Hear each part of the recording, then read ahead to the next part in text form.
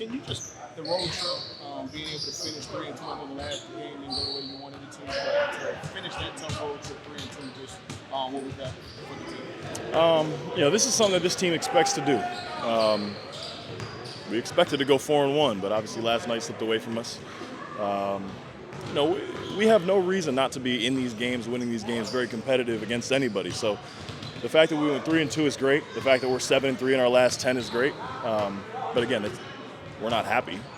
We want 8-2. We want 9-1. We want 10-0. So we're going to keep striving for more and keep pushing for greatness. Obviously seen this team the last 2 years. What's the area maybe that you've noticed the most growth of this team even from the start of this season? Honestly, I think the biggest thing is our roster. Our roster. We have legitimate NBA players on our roster, like really, really good NBA players that aren't even playing. And there's not many teams in the NBA that can say that. So I think, that's hats off to, player development for getting these guys to a point, all of us to a point where, we can be rotational pieces, serviceable players in the NBA, and credit to the front office for putting together this roster, I think, and credit to the guys for their work. You know what I mean? I think, players aren't made overnight, and there's a lot of work put into that. And so, it's a lot of credit due around here, but I think the biggest thing is just how balanced and how talented the roster is. Larry, what's the importance for the team in these next 4 games at home? Defend home court. I think our record at home is like 12-8, and that's not where it should be.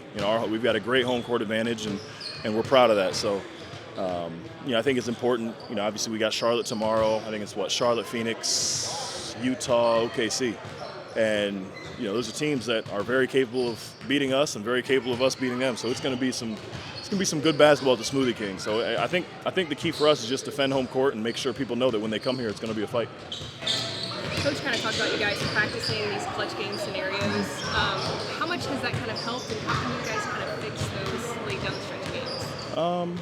I think it's been great. Obviously, the more reps you get in certain clutch situations, the better it's going to be for us. We have guys that haven't been in playoff games, that haven't been in major games, and so as much as you can emulate situations in practice that you're going to see in games is key for us. And Willie's done a great job of putting us in position to